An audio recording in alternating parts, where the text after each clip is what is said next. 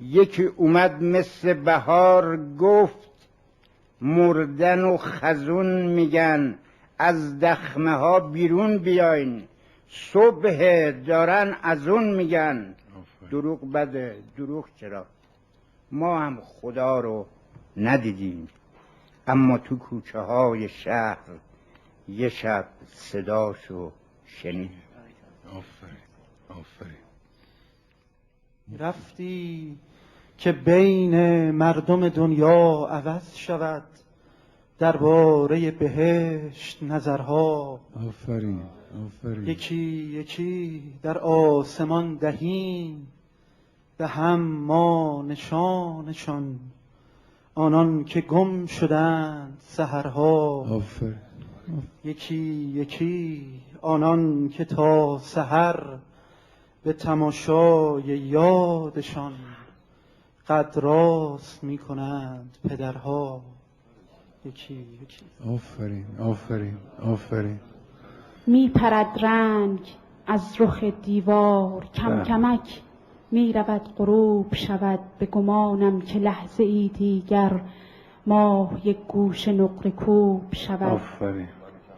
گاهی برای خواندن یک شعر لازم است روزی 3 بار انجمنم را عوض کنم. خیلی خوب خیلی خوب. از هر 3 انجمن که در آن شعر خواندم، آنگه مسیر آمدنم را عوض کنم. در راه اگر به خانه یک دوست سر زدم، این بار شکل در زدنم را عوض کنم. Əqidədən millət udul etməyib, bala dağı ürəklərdən getməyib, şəhadətin pərvəndəsi itməyib, əlimizdə rəsidimiz var bizim. آفرین آفرین. وقتش رسیده بود به دستش قلم گرفت، مثل همیشه رخصتی از محتشم گرفت.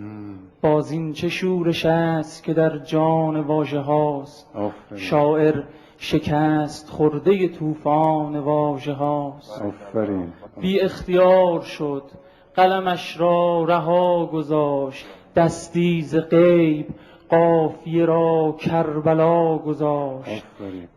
نه شرم و حیا نه عار داریم از تو، اما گله بیشمار داریم از تو.